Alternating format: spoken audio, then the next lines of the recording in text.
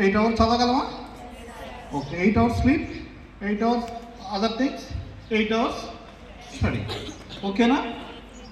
24 hours 3 భాగాలు చేసుకుంటే 8 hours మన ఎగ్జామ్స్ కోసం కేటాయించుకోవచ్చు కంఫర్టబుల్గా, ప్రెజర్ లేకుండా. ఓకే, సో 8 hoursని ఎలా వినియోగించుకోవాలి, ఏ సబ్జెక్టుకి ఎంత టైం కేటాయించాలి, ఆల్రెడీ మనం చదివింది ఎంత, రాయలేదు ఎంత, రిక్వైర్మెంట్ అంటే అడిషనల్గా మళ్ళీ మనం ప్రిపేర్డ్ కానివ్వండి, రివిజన్ కానివ్వండి, గుర్తు పెట్టుకోవాల్సినటువంటి అంశాలు ఎక్కడెక్కడ ఉన్నాయి అనేది కనుక సరిగ్గా ప్లాన్ చేసుకోగలిగితే ఈ రిమైనింగ్ డేస్ రోజుకి 8 గంటలు చక్కగా ప్లాన్ చేసుకుంటే ఎగ్జామ్స్ అనేవి చాలా సింపుల్గా ప్రశాంతంగా రాయగలుగుతాం. అంతేనా? కానీ ఎగ్జామ్స్ దగ్గరకు వచ్చినాయి, ఇంకా 19 రోజులే ఉంది, అమ్మో ఇంకా చదవాల్సింది చాలా ఉంది అనుకుంటే ఏమవుతుంది?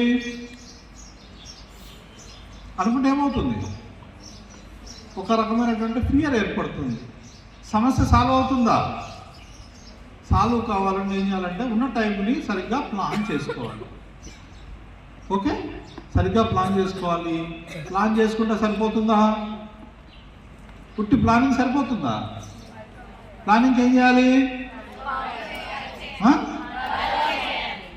ప్లాన్ చేసుకొని ప్లాన్ ప్రకారము ప్రిపేర్ అవ్వాలి. అంతే కదా? ప్లానింగ్తో పాటు ప్రిపరేషన్ సరిపోతాయా? Planning, preparation and practice. Planning తర్వాత ప్రిపరేషన్ తర్వాత ప్రాక్టీస్ చేయాలి. అంటే మనం చదివినంతా మనం రాయగలిగేలాగా ఎగ్జామ్లో అదే క్వశ్చన్ వస్తే ఎంత పర్ఫెక్ట్గా రాయగలుగుతాం అనేది ప్రాక్టీస్ చేసినట్లయితే 1 సారి 2 సార్లు 3 సార్లు రాస్తే ఆటోమేటిక్గా వచ్చిన క్వశ్చన్కి ఆన్సర్ చక్కగా రాయగలుగుతాం. సో ఫస్ట్ గుర్తుపెట్టుకోవాల్సింది ఏంటి? ఇంటర్మీడియట్ వాళ్ళు ప్లానింగ్, తర్వాత ఉంటుంది ప్లేస్. ఈ క్యాంపస్లో మీకు నచ్చిన ప్లేస్ ఉన్నాయా లేవా? ఆ నచ్చిన ప్లేస్ దగ్గరికి వెళ్ళి ఒక రౌండ్ కొట్టి మళ్ళీ వచ్చి కూర్చొని మళ్ళీ కంటిన్యూ చేసుకోవాలి. So every hour you should feel some రిలాక్సేషన్లో కానివ్వండి, ఫెసిలిటీస్ ఇంప్రూవ్ చేయడంలో కానివ్వండి చాలా సహకరించారు. మరి వాళ్ళ ఆశలన్నీ మనం ఫుల్ఫిల్ చేద్దామా, డిఫీట్ చేద్దామా? ఇంటర్మీడియట్ వాళ్ళు సైలెంట్ అయ్యారు, ఫుల్ఫిల్ చేయాలి కదా? ఫుల్ఫిల్ చేయాలంటే ఎగ్జామ్స్ దగ్గరకు వచ్చాయి. March 3rd నుంచా ఇంటర్మీడియట్ ఎగ్జామ్స్? 5th.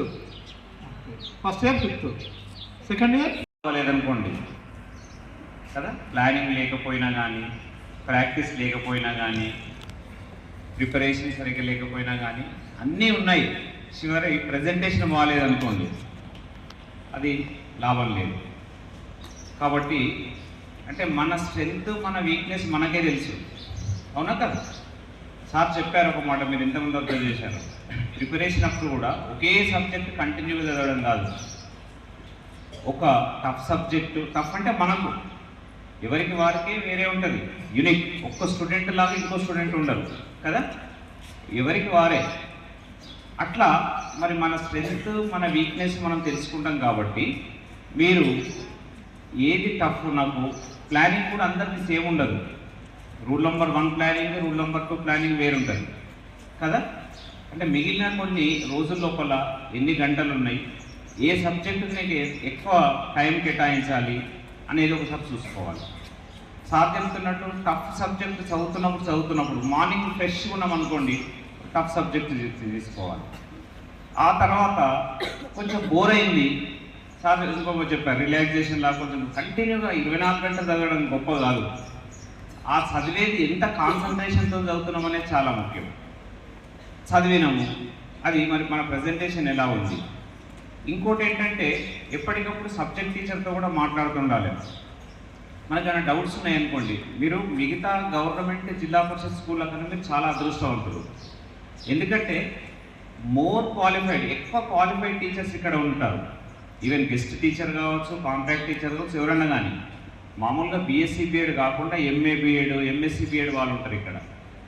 అట్లా అయితే ఒక విషయం ఏంటంటే మనము ఇక్కడ స్టాఫ్ ఎంత బాగున్నారు అనేది ముఖ్యం కాదు, ఆ స్టాఫ్ను మనం ఎంత బాగా వాడుకుంటున్నాం అనేది చాలా ముఖ్యం.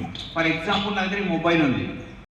Confidence and intellectual and talking skills and respect towards elders, many things. We gathered here much information, more than our parents. నా చేతులతోనే కట్టించాను.